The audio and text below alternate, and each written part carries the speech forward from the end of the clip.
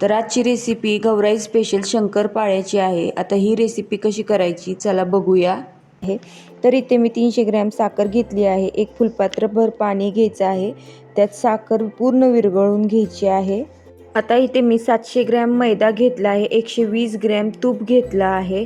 आता यामध्ये 1 चमचा वेलची पूड घालायची आहे आणि यामध्ये साखरेचं पाणी घालून आपण त्याला व्यवस्थित मळून घ्यायचं आहे।